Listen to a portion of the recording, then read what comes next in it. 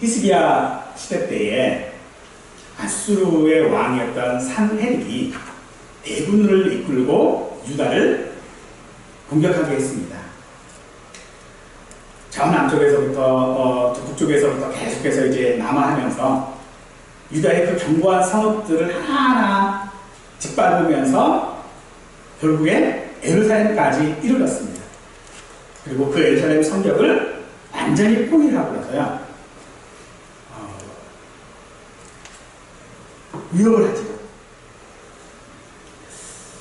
그런 아수르의 군대를 이스라엘 사람들은 성 안에서 바라보면서 그 성 안에는요 극심한 두려움이 있었습니다.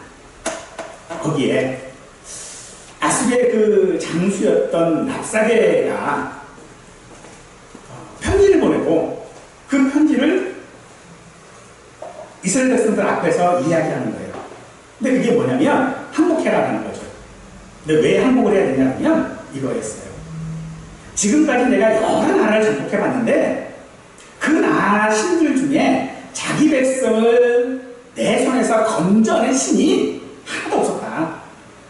그러니 너희들이 섬기고 있는 그 여호와라고 하는 그 신도 마찬가지다. 너희를 구원하지 못하니 그냥 얼른 항복해라 하는 조롱을 했던 것이죠. 이런 조롱은 백성들의 마음속에 깊이 파고들었습니다. 그날 밤에 히스기야 왕은요 그 산헤립 즉 랍사게가 보낸 편지를 들고 성전으로 올라갔습니다. 사람의 어떤 계산적으로는 도저히 답이 나오지 않는 상황이거든요. 성 밖에는 수십만의 대군들이 진을 치고 있고 예루살렘 성 안에는요 그들 그 공격을 막아낸 아무런 힘이 없었습니다. 그저 히스기야가 할 수 있는 일은 그 편지를 여호와 하나님 앞에 펼쳐놓고 기도하는 것 뿐이었습니다. 이런 상황에 기도가 무슨 힘이 있겠습니까? 당장 죽게 된 상황인데 많이 봐도 아무런 소망이 없는데 그 편지를 들고 성전에 올라가서 기도한다 한들 그게 무슨 소용이 있었겠느냐 하는 것이죠. 그런데 그날 밤에 아무도 예상하지 못했던 놀라운 일이 발생합니다.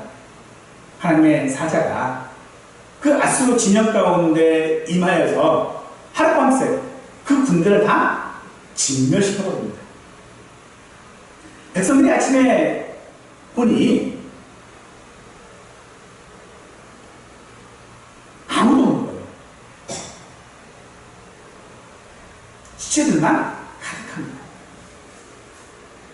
이 사건 이후로 많은 사람들은 이 히스기야처럼 답이 보이지 않는 그런 여러 어려움들, 혼란 앞에서 오직 하나님 앞에 매달릴 수 있는 근거가 되었던 것이죠.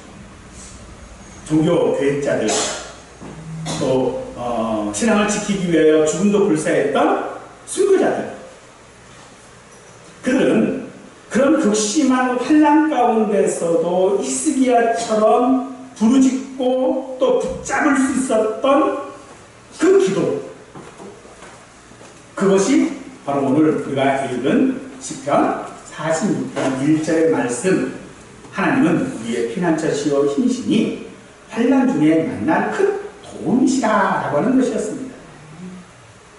우리는 지난주에 하나님께서 우리에게 얼굴을 숨기지 아니하시고 오히려 우리와 함께 멍에를 내시는 분이라고 하는 말씀을 함께 나누었습니다. 하나님은 우리를 순종의 길로 인도하심으로써 결국 그의 기쁘신 뜻을 이루시는 분이라고 하는 것을 우리들이 지난 시간에 함께 생각해 보았습니다. 오늘 시편 46편은요 바로 그 순간, 그 진리가 하나님이 정말로 우리 편이시고 하나님이 정말로 나와 함께 멍에를 내시는 분이시고 나를 순종의 길로 인도하시는 분이라고 하는 바로 그런 진리를 극한 한 상황 가운데서 어떻게 그 사실을 증명했는지 우리에게 보여주고 있는 말씀입니다. 먼저 표지를 살펴보면요. 고라 자손의 시, 인도자를 따라 알라못에 맞춘 노래라고 했습니다. 고라 자손은요, 성전에서 찬송하는 직무를 맡았던 사람들이에요. 그런데 그들이 성전에서 찬송하는 직무를 맡은 것이 당연한 일이 사실은 아니었어요. 왜냐하면 그들의 조상이었던 고라는요, 모세와 아론을 거역하고 반역을 일으켰어요. 그래서 하나님께서 그들을 진멸하셨는데 땅이 입을 벌려서 그들을 다 삼켜버렸습니다. 그런데 놀랍게도 그 자손들 가운데, 그 심판 가운데 죽지 않았던 사람이 있었던 거예요. 근데 어떻게 살아남았는지 알 수 없습니다. 다만 그들이 살아남은 것은 오직 하나님의 주권적인 은혜로 말미암았다라고 하는 것밖에는 우리는 알지 못한다는 것이죠. 바로 하나님의 은혜로 말미암아 살아남은 그들이, 그 후손들이 하나님을 찬양하는 특권을 받아 자기들이 구원받은 것을 하나님 앞에 노래하고 있는 것입니다. 그리고 알라못이라고 되어져 있는데 이건 지시어예요. 어떤 지시어냐면요, 이 알라못이라고 하는 말은 여자들의 높은 음정, 높은 목소리, 그 목소리에 맞춰서 노래하라라고 하는 그런 지시입니다. 높은 음성은 사실 상당히 날카롭게 들리지요. 높은 음성을 원래 들으면요, 마음이 평안해지는 것이 아니라 사실은 불안해져요. 그런데 그런 소리를 오늘 전쟁의 위협 가운데서, 또 지진과 해일 같은 그런 공포 가운데서 왜 하필 그렇게 높은 음정으로 부르라고 했는지 조금은 이해가 가지 않습니다만, 성경의 다른 사건들을 살펴보면 좀 이해할 수 있을 것 같아요. 이스라엘 백성들이 처음 이스라엘 백성들이 애굽에서 나와서 홍해를 건널 때에, 홍해를 건너고 난 다음에 미디안과 여인들이 손에 소구를 잡고 노래했습니다. 또 다윗이 골리앗과 싸워 이기고 돌아올 때에 여인들이 소고를 들고 나와서 노래했어요. 또 사사기에 보면요, 드보라와 바락의 승리를 가지고 왔을 때에 그 승전가를 부르는 사람들 역시도 여인들이었습니다. 즉, 이 높은 음성으로 노래한다라는 것은 하나님이 이루신 그 구원을 축하하는 방식이었던 것이죠. 그러므로 공포가 가득한 그런 오늘 본문 가운데서 가장 높은 음성으로 부를 수 있었다는 것 그 자체가 이미 결과가 무엇인지를 말하고 있는 것과 같은 것이죠. 사람은 지진이나 홍수, 산사태 같은 그런 자연재해 앞에 사실 할 수 있는 일이 많지는 않습니다. 아무리 철저하게 예방을 해도요, 피해를 조금 줄일 수 있을 뿐이지 그 밀려오는 그 두려움들, 그 공포 자체를 사실 막을 길이 없는 것이죠. 근데 그런 상황들 가운데서 내가 높은 소리로 찬송할 수 있다라고 하는 것은 하나님이 그 모든 상황들 가운데서 나를 구원해 주실 것이다 라고 하는 확신이 있지 않으면 불가능한 일일 수밖에 없다는 것입니다. 많은 비로 인하여져서 제방이 무너지고 또 홍수가 나고 또 막 물이 밀려들어오고 사람들이 실종되고 목숨을 잃고 하는 그런 소식들, 그런 일들이 실제적으로 우리에게 일어나면 어떨까요?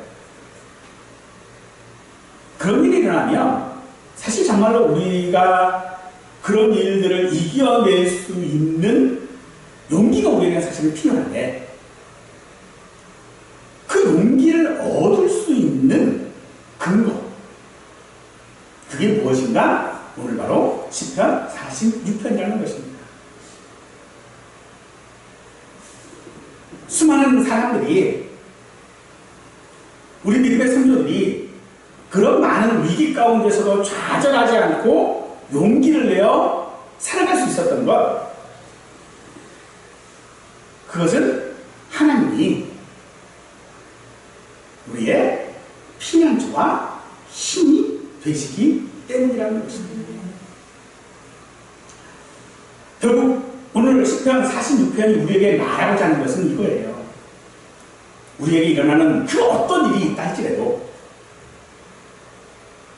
내가 살면서 경험할 수 있는 일들을 내가 다 경험하고 상담을 해도 하나님의 백성, 하나님의 자녀인 나는 안전하다는 거예요. 이것이 오늘 시편이 우리에게 가르치는 교훈인 줄로 믿습니다. 1절을 함께 보십시다. 우리의 하나님은 우리의 피난처시오 힘이시니 라고 합니다. 이건 하나님이 우리를 단지 도우실 것이다라고 하는 희망이 아닙니다. 야, 내가 어려움을 당하면 하나님은 틀림없이 나를 도와주실 거야. 내가 누구에게 가면 저 사람은 틀림없이 나를 도와주실 거야. 도와줄 거야. 내가 어느 유명한 의사에게 가면 저 사람은 틀림없이 내 병을 고쳐줄 거야 하는 그런 소망, 희망을 말하는 게 아닙니다. 피난처라고 하는 이 말은요, 확신입니다. 소망과 희망에 어떤 차이가 있을까요? 사실 도움은요, 있을 수도 있고 없을 수도 있어요. 불안해요. 정말로 저 사람이 실력이 좋아서 내 병을 고칠 수도 있지만 아닐 수도 있어요. 아무리 유명한 의사라도요, 모든 병을 다 고치지는 못하더라고요.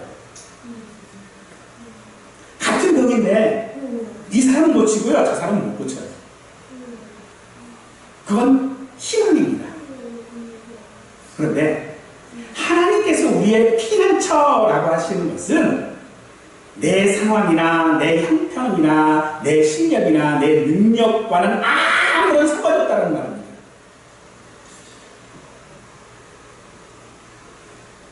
이 피난처라고 하는 말은 비바람과 폭풍을 피할 수 있는 은신처, 높은 바위틈이나 접근할 수 없는 견고한 곳을 가르치는 말이지만, 그래서 이 단어가 담고 있는 뜻이 단지 숨을 곳이라고 하는 그 단어에만 그치는 것이 아닙니다. 우리들에게 있어서 피난처라고 하는 것이 단지 숨을 곳이라고 하는 그런 의미만 우리에게 있다면 그건 호랑일 수밖에 없어요. 희망일 수밖에 없습니다. 그런데 하나님께서 우리의 피난처라고 하는 것은 하나님이 단순히 숨을 만한 곳일 뿐만 아니라 하나님께서는 우리를 지키신다라고 하는 그 의지가 하나님께 있다라고 하는 말이 되어지는 것입니다. 야, 나는 힘이 있어. 자랑만 하는 것이 아니고, 야, 나 돈 있다. 자랑만 하는 것이 아니라 그것으로 나를 도와주겠다라고 하는 의지를 가지고 있다는 거예요. 그게 하나님께서 우리의 피난처라고 하는 고백인 것입니다.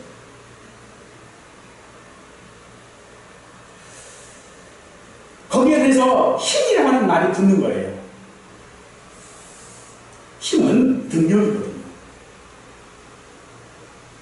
하나님께서는 우리를 피난처로 우리를 인도하실 때에 우리를 단순히 그 피난처 안에 가두심으로써 위험한 것들이 지나가도록, 넘어가도록, 시간이 가도록 그저 보호만 하고 있겠다라고 하는 것이 아니라 그런 모든 환난들, 어려움들 가운데서 내가 그것을 이기고 나갈 수 있도록 나에게 힘을 주신다라고 하는 그런 말입니다. 시골에서 자라신 분들은 보았겠습니다만은 닭들이 병아리들과 함께 이렇게 마당에서 이렇게 놀고 있을 때 위에서 독수리나 혹은 맹수 같은 것들이 나타나면요 어떻게 하죠? 병아리들을 자기 품 안에다가 딱 집어넣어요. 하지만 그 맹수들이 그 어미닭을 공격을 하면요 방법이 없거든요. 하나님께서 우리의 피난처라고 하는 것은 그 맹수들이 어미닭을 공격한다 할지라도 어미닭이 그 맹수와 싸워 이긴다는 말입니다. 이것이 하나님께서 우리의 피난처라고 하는 말이 가지고 있는 의미인 것입니다. 그러므로 우리가 살아가면서 당하는 여러 가지 환난들이나 어려움들이나 핍박들이 상상이 아닌 것처럼요. 하나님이 우리의 피난처와 힘이 되신다라고 하는 건 역시도요. 이론이 아닙니다. 하나님은 실제로 우리의 환난 가운데서 자기 백성을 건져내셨고요. 또 우리의 도움이 되셨고요. 그 모든 것들을 역사 가운데서 또 성경 가운데서 이미 여러 가지 걸로 증거해 주셨습니다. 하나님은 어려움에 처한 자기 백성들, 자기 자녀들을 가장 효과적으로 지속적으로 도와주시는 분이십니다. 하나님은 늘 우리와 함께 하시고 우리 가까이 계시고 우리를 후원하시는 분이 하나님이십니다.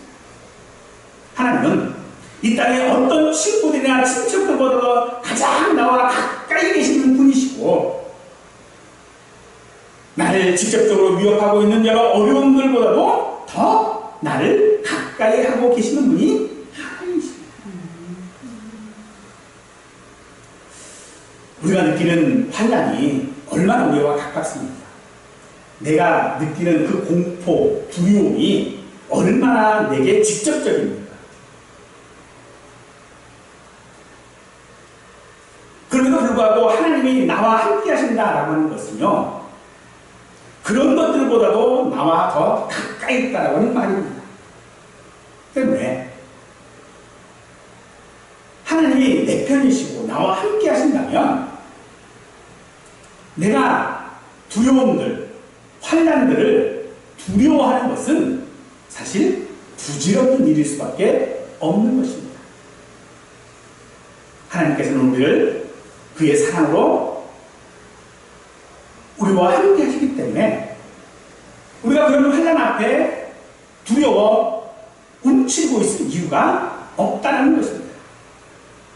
설령 우리 눈에 보이는 모든 것들의 기초들이 완전히 흔들릴 정도의 일들이 우리 앞에 있다 할지라도 하나님은 우리의 피난처이십니다. 또한 우리가 그런 모든 어려움들로부터 함께 싸워갈 수 있는 힘을 우리에게 주시는 분인 것입니다. 이어서 1절은 우리에게 환난 중에 만날 큰 도움이시다라고 하고 있죠. 이 환난이라고 하는 단어는요, 복수입니다. 이것은 우리가 만나는 환난이라고 하는 것은 한 번의 사건이 아니라는 거예요. 여러 번 있다는 것입니다. 그런데 그런 환난 가운데서 하나님의 도우심 역시도요, 어떤 특별한 사건 한 번에만 국한하고 있지 않다라는 것도 우리에게 말하고 있는 것입니다. 내가 이걸 한 번만 도와줄게. 이게 아니라는 거예요. 사실 우리가 세상이나 다른 사람들이 어떤 도움을 받을 때에 늘 듣는 말이 사실 그거거든요. 이번 한 번만 내가 도와줄게. 내가 이번 한 번만 내가 봐준다. 내가 이번 한 번만. 그런 말을 참 얼마나 자주 우리가 듣습니까? 그런데 하나님께서 우리의 피난처가 되신다라고 하는 말은요, 이번 한 번만 내가 너 봐준다? 이게 아닙니다. 내가 일이 있을 때마다 그 환난이나 그 어려움이 어떤 종류라도 그 하나하나마다 그 때때마다 그 적절한 보험을 우리에게 베푸신다라고 말하는 것입니다. 어제의 환난에도 나를 도우시고요. 오늘의 환난에도 도우실 것이고요. 앞으로 우리가 만나게 되는 여러 가지 환난 가운데서도 하나님은 우리의 도움이시라고 하는 것입니다. 그래서 여기 이 만나이라고 하는 표현이 있지요. 이거는 어떤 것들을 우리가 만나고자 할 때에 어떤 사람들을 만나거나 혹은 뭐 산에 가가지고 우리가 그 신발이들이 산삼을 찾거나 할 때에 뭐라고 그러죠? 봤다고 그러죠. 만났다고 그러잖아요. 그런데 여기서 말하는 이 만나이라고 하는 것은요, 내가 찾는 게 아니에요. 찾아지는 겁니다. 찾아오시는 겁니다. 내가 어려운 가운데에, 내가 두려움 가운데에, 내가 환난 가운데 주저앉아 있을 그때에 사실 우리는요, 그 두려움이 우리를 짓누르고 있기 때문에 감히 일어날 용기조차도 없어요. 그런 환난들과 맞서서 싸우고자 하는 그런 마음조차도 사실은 어쩌면 우리 속에 생기질 않습니다. 그때 우리를 찾아오시고 우리를 만나주시는 분이 바로 하나님이시라는 거예요.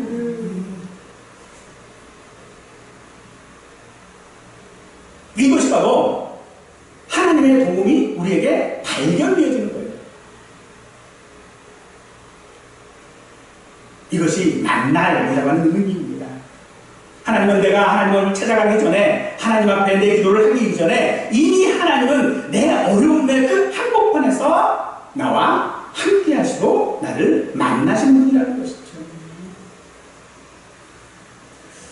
우리가 직면하고 있는 이 어려움들, 환난이라고 하는 것들이 얼마나 우리의 삶을 짓누르는 위협입니다. 그런 위협들 앞에 정말 우리는 하나님이 환난 중에 만날 큰 도움이라고 어떻게 이렇게 담대하게 우리는 확신하고 말할 수 있을까요? 그 확신의 근거에는요, 두 가지가 있어요. 첫째는 이 환난에서 무너뜨리고자 하는 것, 악한 세력들이 그 무너뜨리고자 하는 것이 무엇인지를 아는 것. 그들이 무너뜨리고자 하는 것은요, 예루살렘 성이었어요. 그런데 그 예루살렘 성은 단지 그 성이 말하는, 우리 눈에 보이는 어떤 것들을 말하는 것이 아니라 하나님의 성전을 말하는 것입니다. 하나님께서 거하시는 곳을 말하는 것이에요. 하나님께서 거하시는 것이 어디입니까? 바로 우리 육체, 우리들 한 사람 한 사람들이 하나님의 성전 아닙니까? 그 성전을 무너뜨리려고 하는 그 악한 세력에서부터 하나님이 무너지시겠습니까? 결코 그 성은 그 어떤 세력에서도 무너뜨릴 수 없는 것입니다.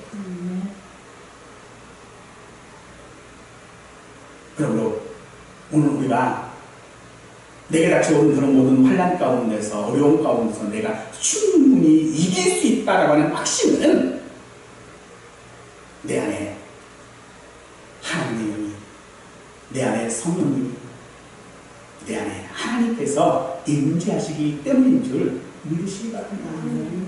하나님이 내 속에 계시는 한, 하나님이 나와 함께하고 있는 한, 그 어떤 세력도 우리를 무너뜨릴 수 없는 줄 믿으십시오. 두 번째로, 우리의 이 약속은요, 하나님께서 우리와 함께 하시겠다라고 하는 임마누엘의 약속 때문입니다. 이건 단지 내가 너랑 함께 있어, 어떤 우리가 어려움을 당했을 때에 야, 내가 너랑 함께 있을게, 너랑 같이 있을게 하는 그런 심리적인 위로를 말하는 게 아닙니다. 그냥 안정하라고, 그냥 마음 편히 있으라고 옆에서 다독여주는 그런 위로의 말이 아니라는 거예요.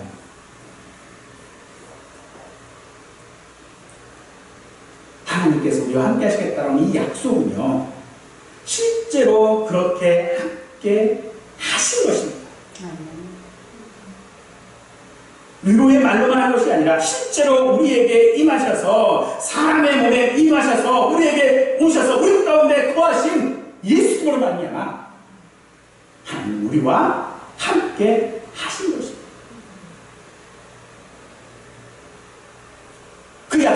하나님께서 지키실 때에 이스라엘 백성들이 하나님과 함께 하겠다는 마음을 먹은 적이 있습니까? 아니요, 그렇지 않아요. 오히려 거부했지요.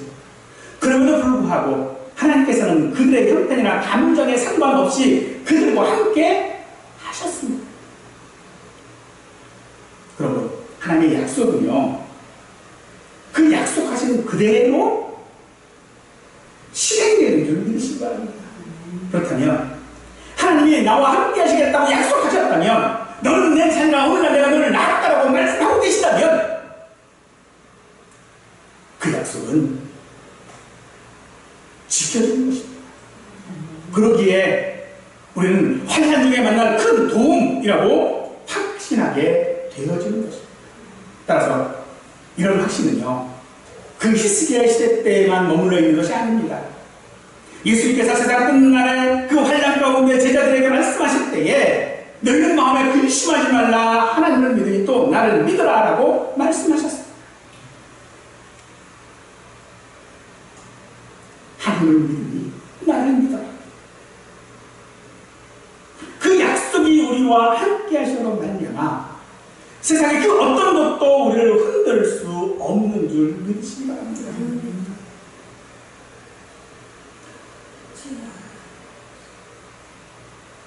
그럼 우리의 이 확신, 이것은 근거가 없는 게 아닙니다. 사실 우리가 어떤 근거를 찾을 때에는요, 나를 먼저 돌아보게 돼요. 누구처럼 말할 때 너나 잘하세요 라고 말 안 들으려면 내 자신을 볼 수밖에 없거든요. 그런데 나 자신을 보면 절대로 확신이 있을 수 없습니다. 그럼에도 불구하고 내가 확신을 가지고 살아갈 수 있는 것은 그 근거가 나에게 있는 것이 아니라 우리 하나님께 있기 때문이라는 것입니다. 하나님께서 나와 함께 하시겠다는 그 약속,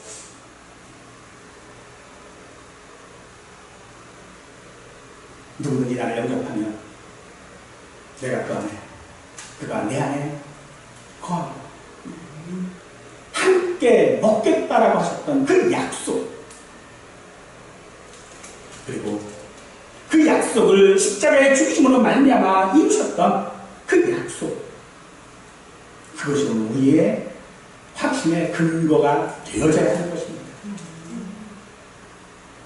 나를, 내 상황을 근거로 삼지 마십시오. 그러므로 누구에게 가서 당당하게 얘기하십시오. 야, 믿는 사람이 무슨 꼬라지가 그 꼬라지냐? 움츠려들 필요가 없습니다. 왜요? 나의 형편이나 내가 결국 승리하는 것은 나로 말미암은 것이 아니라 하나님이 나의 피난처시고 힘이시고 하나님이 나의 도움이시기 때문이라는 것입니다. 내가 하는 것이 아니라 주님이 하시는 줄 믿으시기 바랍니다. 그러므로 우리가 정말로 하나님이 우리의 피난처시오 힘이시오 환난 중에 만나는 큰 도움이시다라고 하는 이 경험과 확신이 있다면 우리는 어떻게 살아야겠습니까? 2절과 3절 말씀은 그러므로 땅이 변하든지 산이 흔들려 바닷 가운데 빠지든지 바닷물이 솟아나와 뛰 울든지 그것이 넘침으로 산이 흔들릴지라도 우리는 두려워하지 아니하리로다. 그러므로 라고 하나님이 표현하며 결론이에요. 마지막을 말하는 거예요. 하나님이 우리의 피난처시라면 그러므로 즉 하나님이 나의 피난처시고 하나님이 나의 힘이시고 나의 큰 도움이시기 때문에 그러므로 난 두려워하지 않는다고 하는 것입니다. 사실 오늘 이 2, 3절에서 말하고 있는 상황, 이 상황은요 우리가 상상할 수 있는 가장 큰 재난일 거예요. 땅이 변하고 산이 흔들려요. 바다 가운데서 이 산이요 바다에 잠겨버리는 거예요.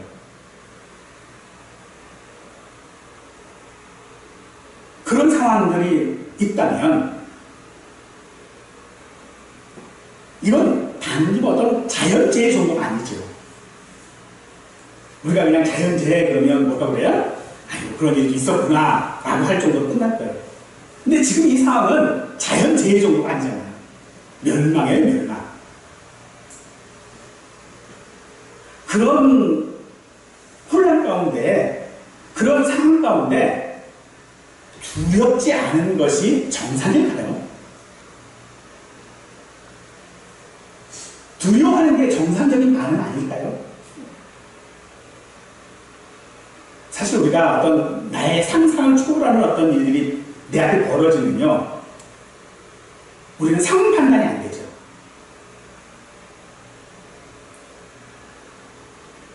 그런데 그런 상황 판단조차도 안 되는 그런 환경 앞에서 두려워하지 않겠다고 좀 말하고 있어요. 어쩌면 너무 갑작스러운 일들이 그냥 막 일어나니까 당황해서 정신이 하나도 없어서 감각이 마비된 것 같은 그런 상황을 지금 말하는 것입니까?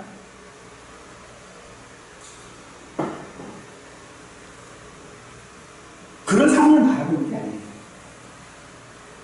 사람들이 그러잖아요. 어떤 극한 분이 막 닥쳐오면요, 꼼짝 못해서 그냥 가만히 그 자리에 그냥 얼어붙어 버리잖아요. 그런데 그런 상황에서 두려워하지 않는다라고 말합니다. 어떻게 그럴 수 있습니까? 그것은 지금 이 시편이 말하고 있는 논리를 우리가 찾아가면 될 것 같아요.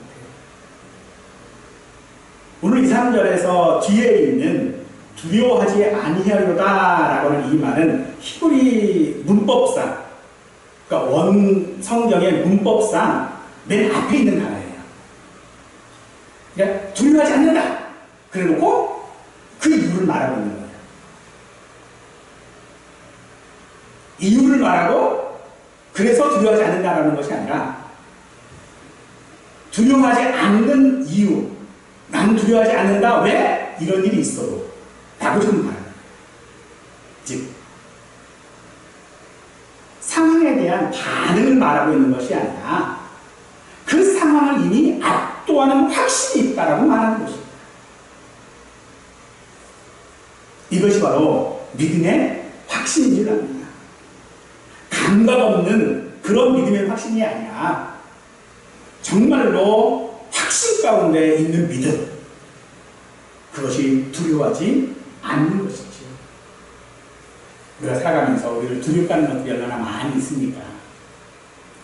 우리를 두렵게 하는 것들을 보면은 보통 몇 가지 것들이 있을 것 같아요. 그 하나는 닥칠 수도 있고 그러지 않을 수도 있는 일들. 산사태나 물난리나 뭐 역병이나 이런 것들은요, 내가 살면서 당할 수도 있고 그러지 않을 수도 있어요. 또 하나 우리가 두려워하는 것들이 하나가 있다는 것은요, 꼭 닥치는 일들이 있어요. 그 중에 하나가 죽음이죠. 그런데 그런 두려움들을 뛰어넘을 수 있는 근거, 그것이 바로 하나님께서 우리의 피난처고 힘이시고 도움이시기 때문이라는 믿음이라는 것입니다. 즉 우리가 그런 상황들, 내가 두려워할 수밖에 없는 상황들이 분명히 내게 올지라도 그것을 두려워하지 않을 수 있는 근거가 나에게 있느냐는 것입니다.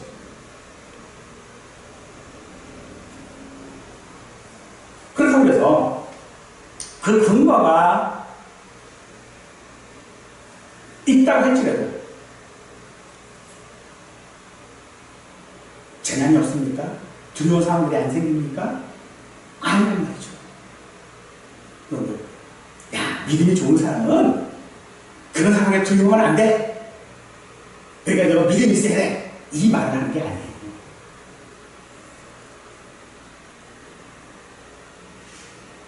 네가 믿음이 없어서 그렇지, 네가 기도 안 해서 그렇지,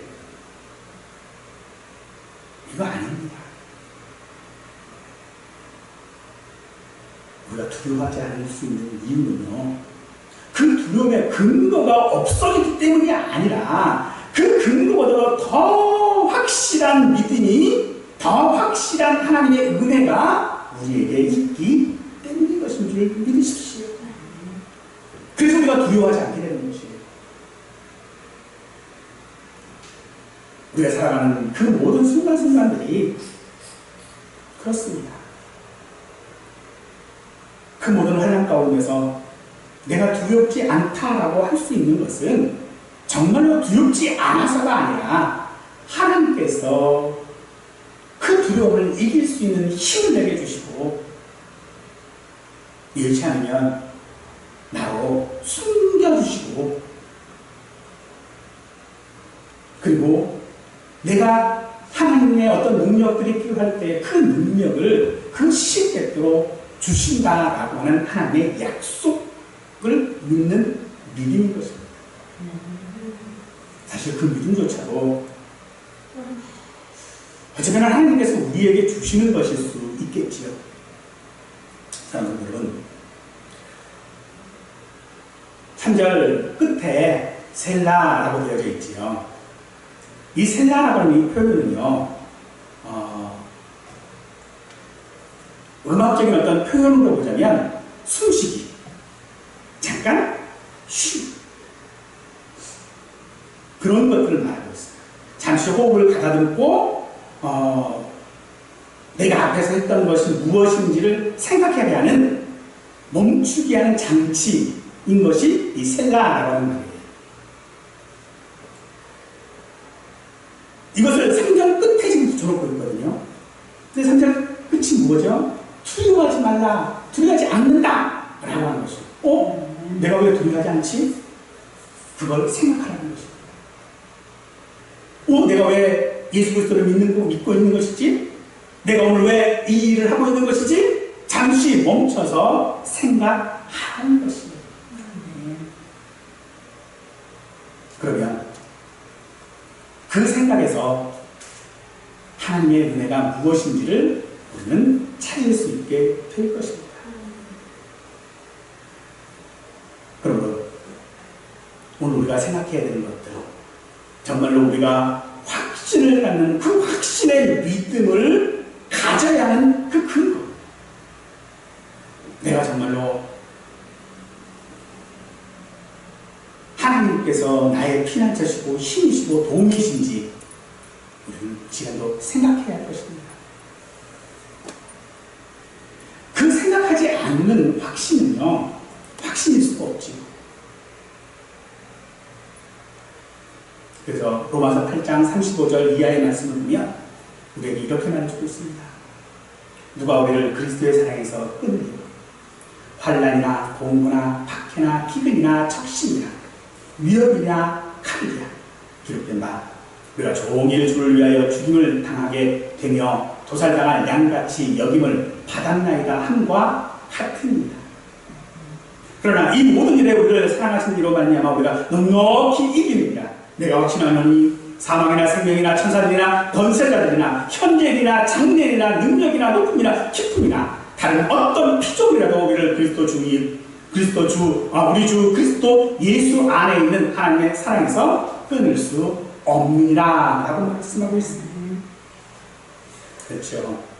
정말 우리가 당하는 환난은요, 죽임을 당하고 도살당할 양같이 여김받는 것이 우리의 삶인 것입니다. 그런데 그럼에도 불구하고 우리가 넉넉히 이긴다라고 말씀하고 계십니다. 우리는 여전히 흔들리는 세상 가운데 살아가고 있습니다. 우리를 위협하는 세상 가운데 살아가고 있습니다. 그래서 우리는 우리의 눈에 눈물 마를 날이 없을 수도 있을 것입니다. 그런데 그 모든 환난들이 끝날 것 같지 않은 상황일 수도 있습니다. 하지만 그런 우리와 함께 하나님은 나의 피난처가 되어주시고 나와 함께 걸어가십니다. 그러기에 우리는 요동하지 않을 수 있는 것입니다. 그러기에 우리는 두려워하지 않을 수 있는 것입니다. 하나님은 우리의 피난처시오 힘이시고 환난 중에 만날 큰 도움이십니다. 그러므로 두려워하지 아니할 줄로 믿습니다. 바로 이 확신 가운데에 이 믿음이 우리의 마음을 붙들고 이 믿음대로 담대히 살아가는 우리 모두가 되시기를 간절히 축원하겠습니다.